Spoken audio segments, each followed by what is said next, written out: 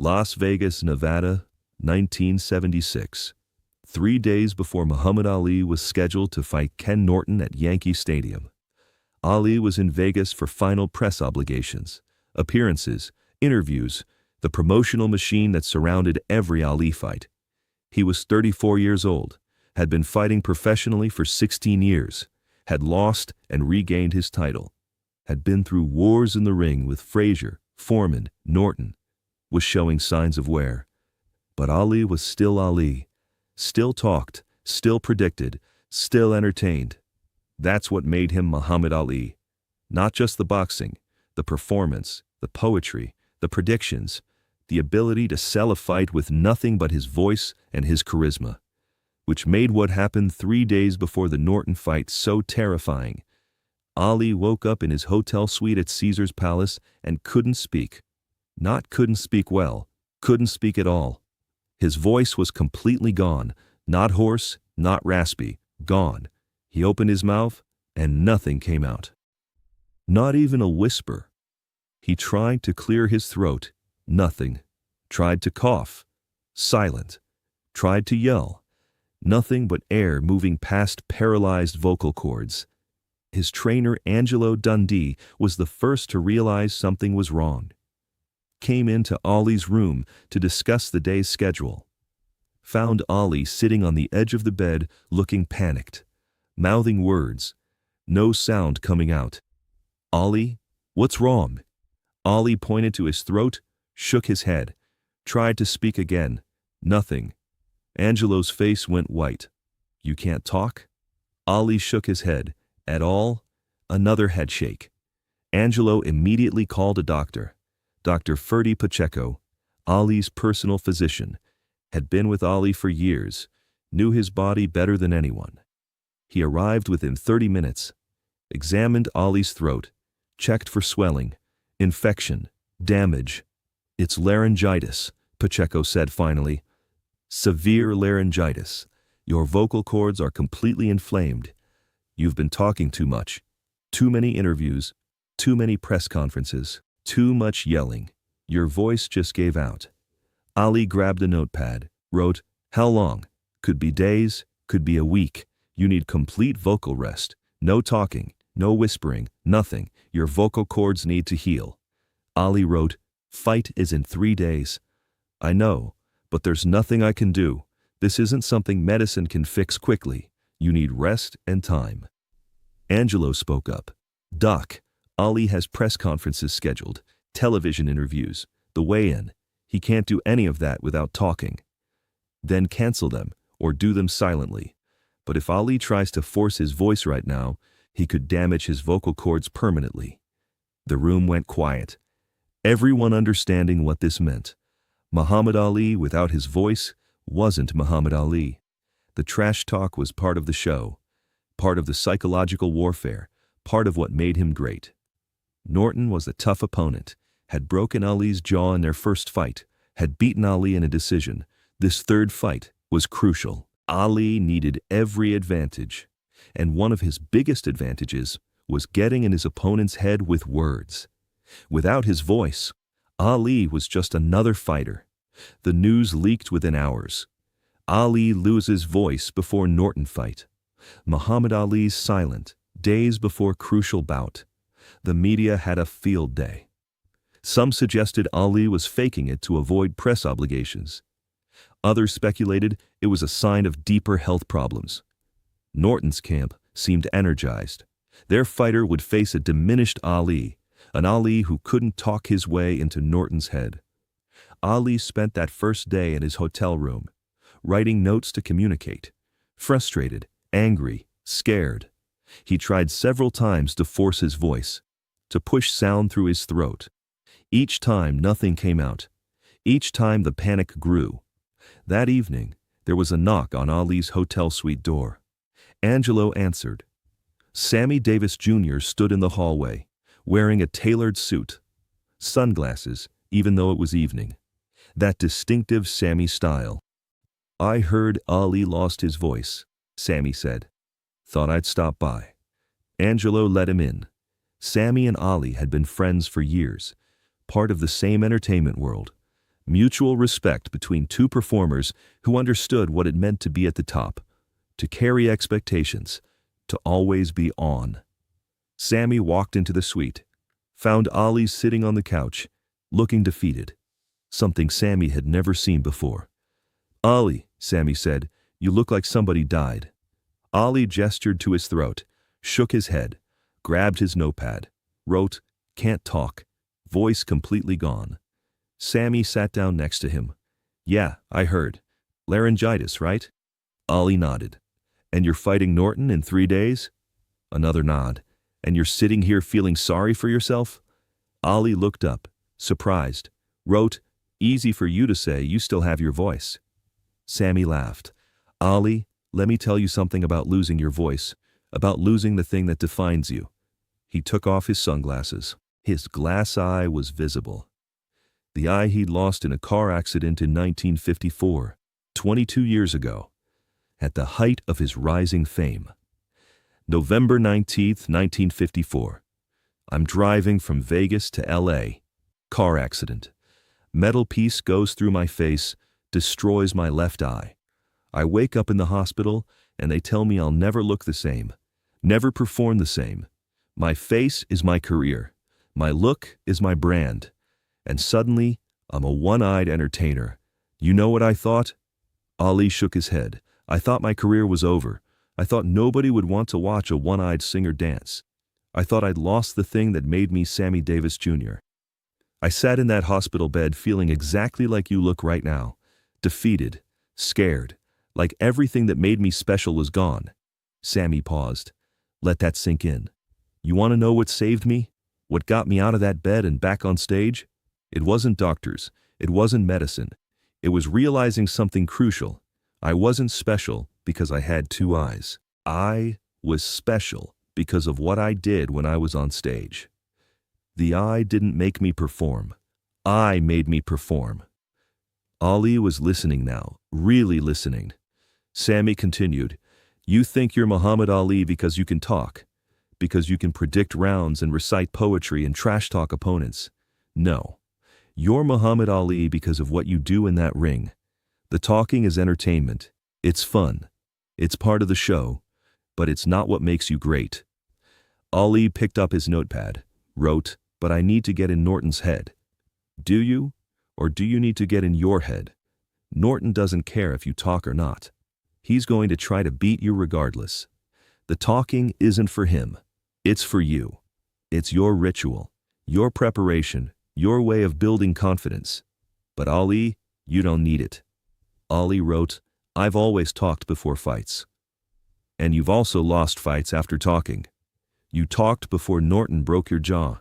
You talked before Frazier knocked you down. The talking doesn't win fights.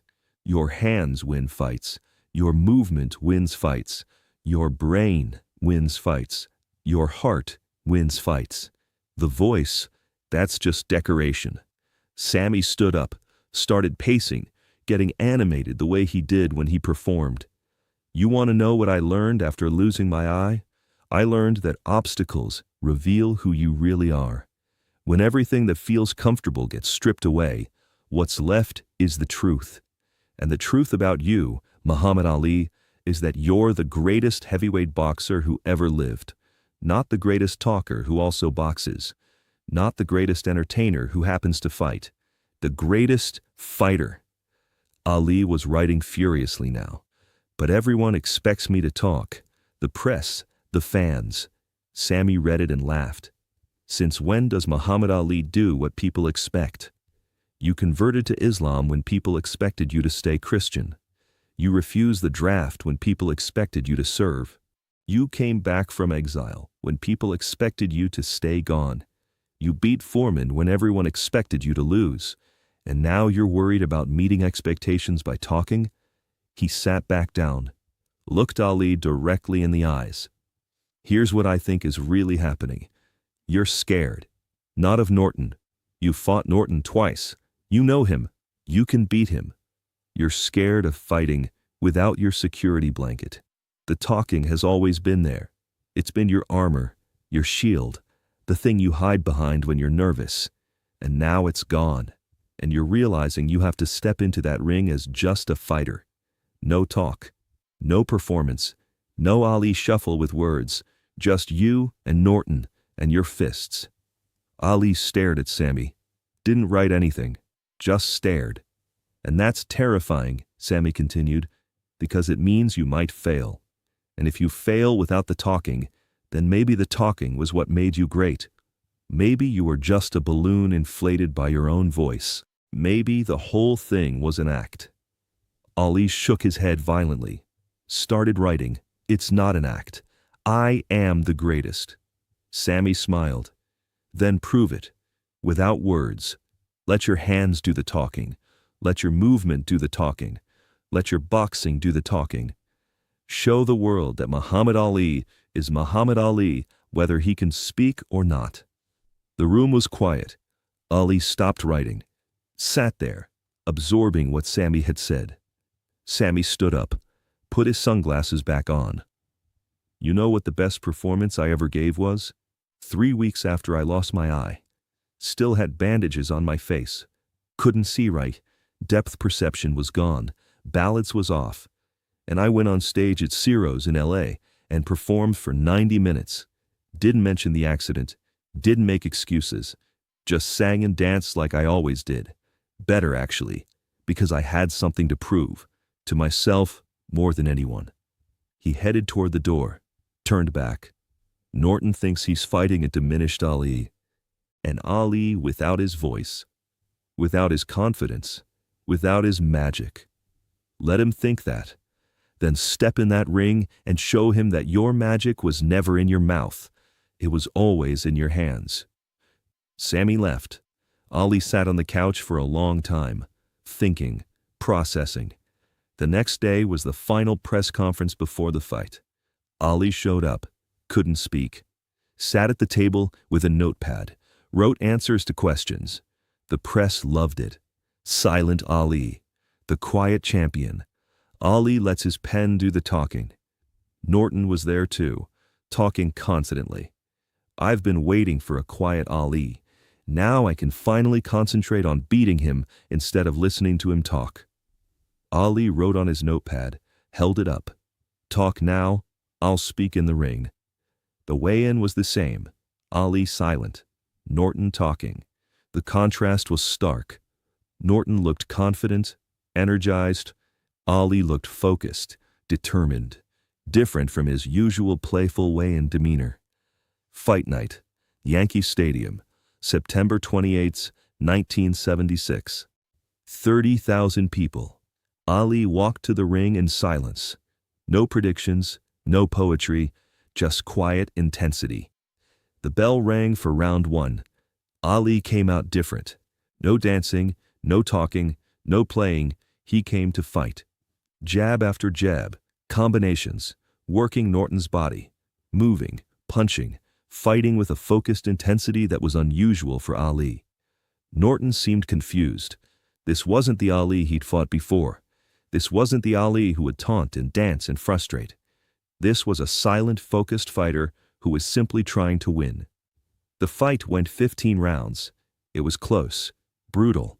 Ali fought every second, didn't showboat, didn't entertain, just boxed, purely boxed. When the decision was announced, Ali won by unanimous decision. All 3 judges scored it for Ali. He'd beaten Norton for the 3rd time, without saying a word. In the locker room after the fight, Ali's voice started to come back. Slowly, raspy, but there. His first words, "Sammy was right." Angelo asked, "About what?" "The voice doesn't make me great. The fighting makes me great. The voice is just extra." The next day, Ali held a press conference. His voice was rough but working. The first question was about fighting without being able to talk. Ali smiled, that famous smile. "You know what I learned? I learned that I spent 15 years thinking my mouth was my weapon. Turns out my fists are pretty good too. Norton was so used to me talking that when I shut up and just fought, he didn't know what to do. Maybe I should lose my voice more often." The press laughed, but Ali was serious.